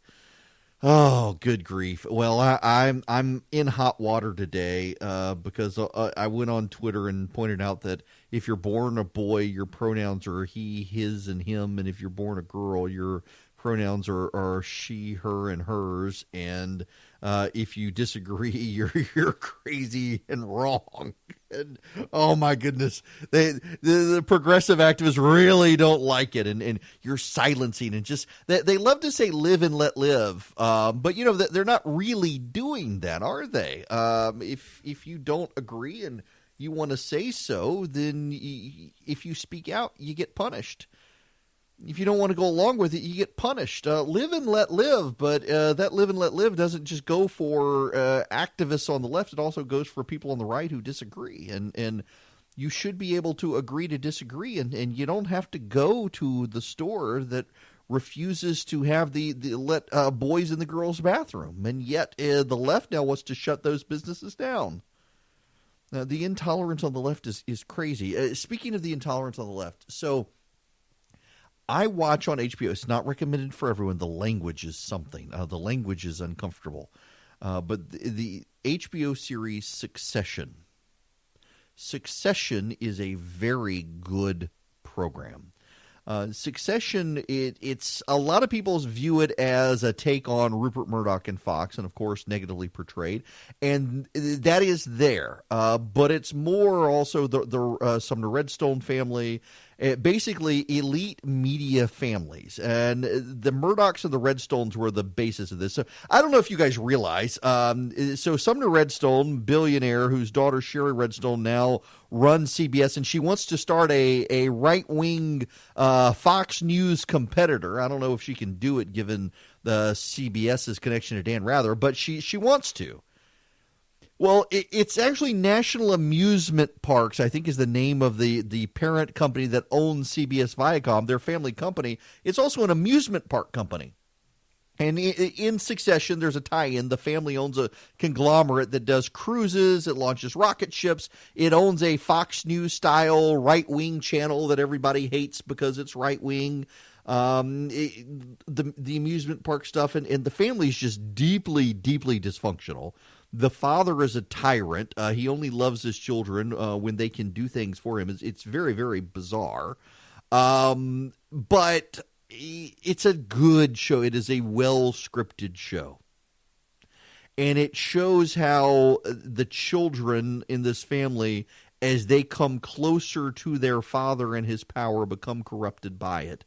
It is so well-scripted. Well, the children, there are 4 children. There are 3 boys and 1 girl. And in the first season, the daughter, Shiv, is in politics. The family is rather conservative in their worldview, except her. She's the hero. She's the smart, savvy one, and she's in left-wing politics, working for a Bernie Sanders type. Well, ultimately, the father brings her into the fold, or at least you're led to believe he is. I won't give away spoilers. Philip, if you're listening, buddy of mine hasn't seen the final episode that I know of. Otherwise, he hasn't breathlessly tweeted. It was an amazing final episode. But it is clear towards the end of the second season, Shiv being set up, the girl being set up to actually run the company. Her brothers have all failed, and now it's her turn. And winds up not so much at the end, it seems. And there are people in the critical community of critics, movie critics and TV critics, who are upset with this turn of events. That the plot twist at the end involved a cis hetero white male doing something as opposed to letting the woman be the one to do it. And how dare they go back to conventional norms when we're supposed to be doing this? You see this with the Joker too, by the way. Now let me see. Where are we? I'm going to Rotten Tomatoes because I want to see this. A buddy of mine pointed this out to me. Yes, the Joker right now is still considered fresh, with a 68 review, but here's the thing. The critical score was in the 90s initially, and it has dropped to 68, while the audience score is an 89. And the reason is because left-wing reviewers do not like it. They don't like the fact that it is a cis-hetero white male who mobilizes people, and the plot twist at the end is the Joker is the founder and ideologue behind the Antifa movement, basically. You actually have at the end of the movie people holding up resist posters who like the Joker, and they do not like it. The left-wing critics are really upset about this movie. I'm pulling up some of them. You got to hear some of these. From Salon. Joker is a wildly uneven mess and a dangerous one in the wrong hands. My goodness gracious. Is it a dangerous manifesto that could inspire incels to commit acts of violence, as some of its critics fear? An edgy character study teeming with social commentary, as director Todd Phillips and co-writer Scott Silver seem to have intended? The answer is yes to all of those questions, but explaining why is not so simple. It's best to start by describing the skin of the film, its meandering plot, before trying to disentangle the messy entails. There are actually people who say that The Joker is a movie a dumb person would make about what they think a smart person would want to see. Something like that. Now I get, in full disclosure, I haven't seen The Joker. Most of my friends have, and I was actually kind of surprised by the ones who really, really, really liked it.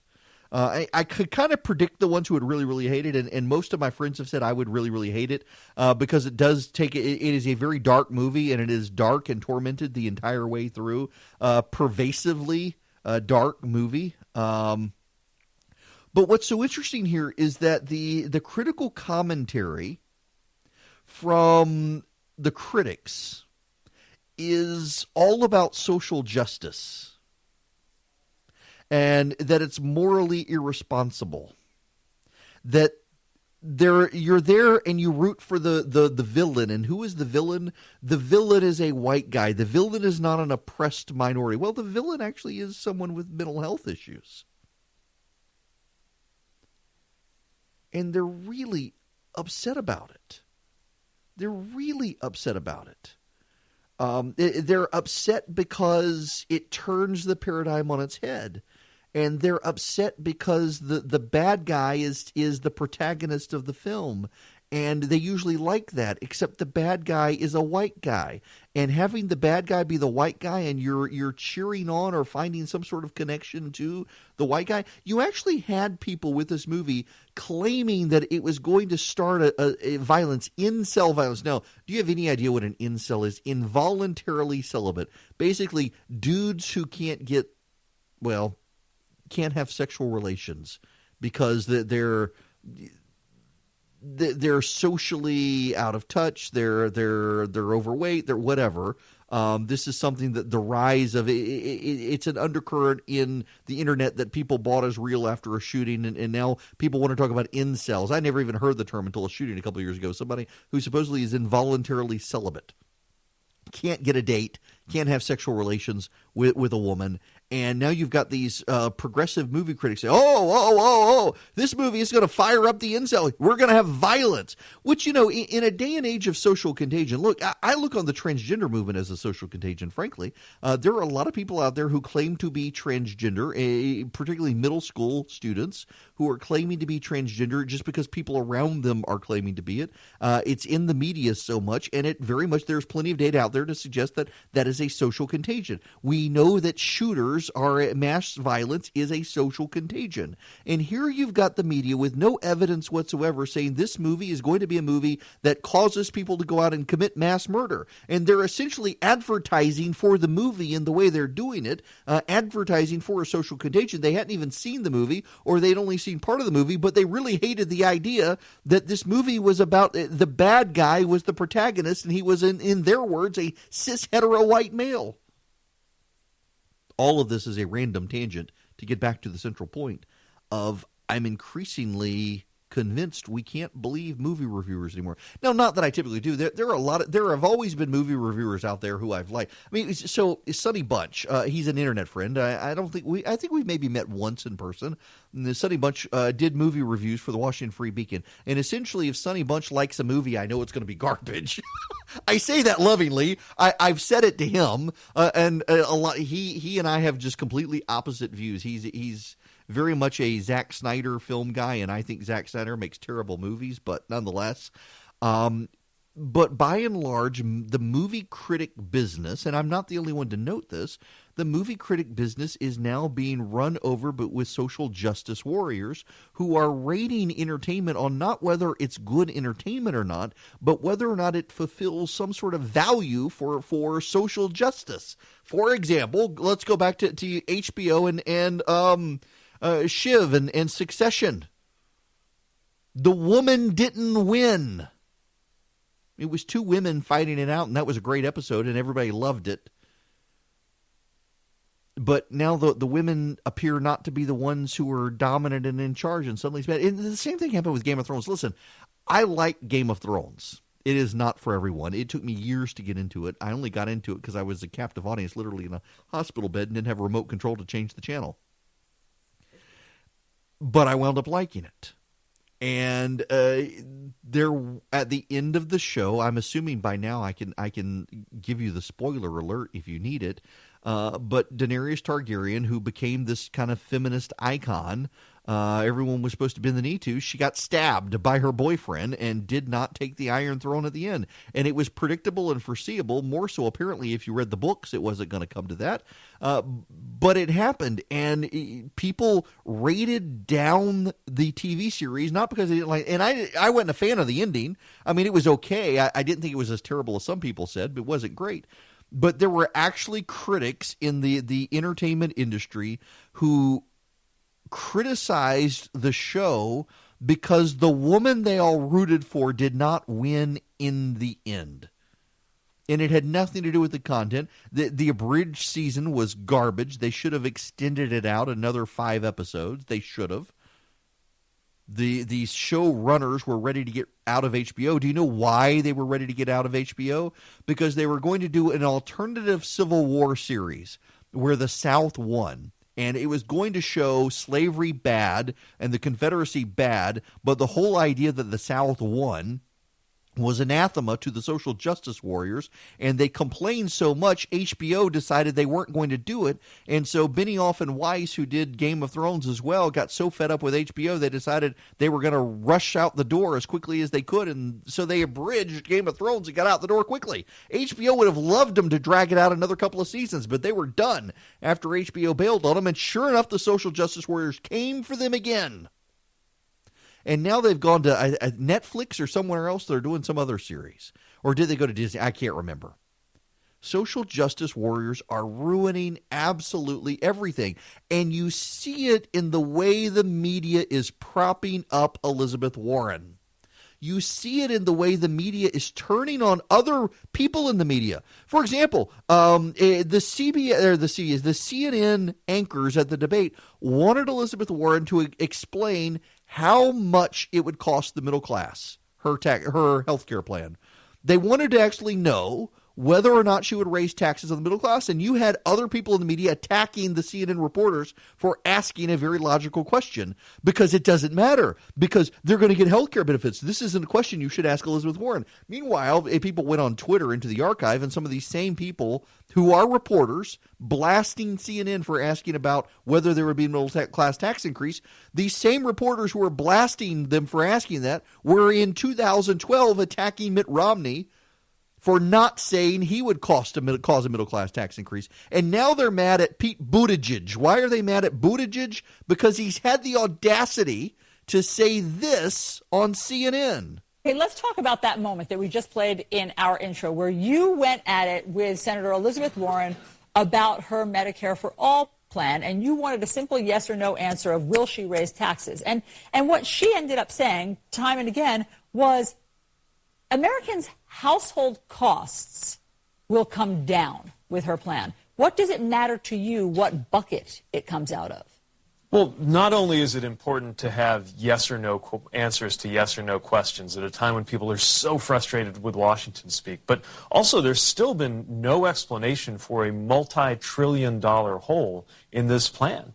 I have a lot of respect for Senator Warren, but last night she was more specific and forthcoming about the number of selfies she's taken than about how this plan is going to be funded. And that's a real problem, especially when there's a better way to deliver health care coverage to everybody. Look, what most Americans want is to have an opportunity to walk away from their private plan, to have that, what I call Medicare for all who want it alternative, but also to be able to keep their private plan if they would prefer. And I think that's the right answer, especially when you do the math and realize it's also an answer that is paid for, unlike the Medicare for all, whether you want it or not plans that still have this giant question mark over how it's supposed to work.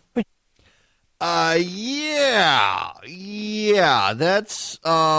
he went there, and he's being attacked by social justice warriors in the media for being a cis hetero white guy, except he's not hetero, he's gay, and they're really upset with him because he's a privileged white guy who happens to be gay.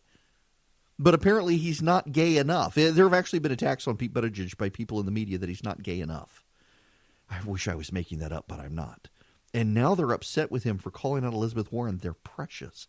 He could stand in the way of America having its first female president. And that's where all this gets to. It's not about treating people equal. It's actually about we got to prop up the social justice warriors and try to get a woman elected president, because we've got a black man elected president. Now we need a woman. We got to check all the boxes. Once we get the white woman, then we're going to need the black woman, and then we're going to need the Hispanic male, and then we're going to need the Hispanic female. We got to get them all. Then we can get to the gay candidate, or maybe we can find a half Asian transgendered person to check all the boxes at one time to advance the cause. But if you stand in the way of Elizabeth Warren now, members of the media think you're a terrible person. It is a religious conviction with these people. That's what all of this social justice warrior nonsense is. Secularism is a religion, and they are worshiping at the feet of Elizabeth Warren right now. You better not stand in their way or else.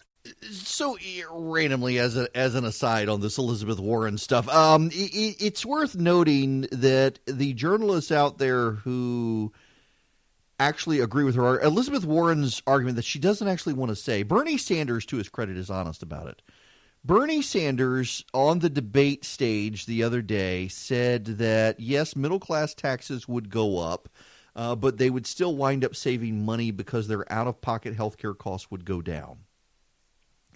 And he offered that up to Elizabeth Warren, who refused to even treat it as legitimate. Now, you and I can disagree with Bernie Sanders, but that's his argument. That, yes, middle-class taxes are absolutely going to go up, but you'll still save so much money that you'll be okay with the taxes going up. I disagree with that.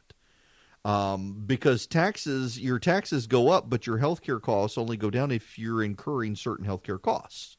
And I'm actually got really good private insurance right now, and I assure you my healthcare costs would go up if my private insurance went away and I was on this government plan. But what's so striking to me is that the journalists who are advancing this argument for Elizabeth Warren in particular are journalists who have never worked in the real world. The journalists who have actually had jobs outside of journalism are the ones who are most interested in whether or not there would be a middle-class tax cut. And the ones who are most defensive of it are the ones who have never worked outside the journalism bubble, which I find an interesting dichotomy. In fact, we see this in reporting across the board these days, where those people in journalism who have never worked a day in their life outside of the news industry really don't share a lot of the same ideas as people who have worked in the real world. One of the things after World War II is the reason American journalism kind of became the thing it became and had such a great reputation around the world is we had soldiers who had gone into World War II and came back and decided to tell stories in journalism and tell the facts of what was going on. And they had been in a war. They had been in a real world. Many of them had not set out to be journalists and became journalists later in life, and it shaped their journalism. And now we have these privileged elite rich kids who go to J school, they call it, in the Ivy League. They get out. They're in a liberal bubble. They've been in a liberal bubble. They're secular atheists, left-wingers, and they decide that journalism is not to tell the world what's going on, but to tell a narrative to shape public policy. It is a form of advocacy. And those reporters who come from the school of advocacy tend to be very left, and they tend to be fully on board with Elizabeth Warren. Those who went out into the real world and then decided, you know what, there are stories to tell. We need to raise people's awareness about what's going on in the world, give them the who, what, where, when, why of things so they can make up their own minds. Those are the people who are asking Elizabeth Warren, are you going to raise taxes? Those are the reporters we can respect.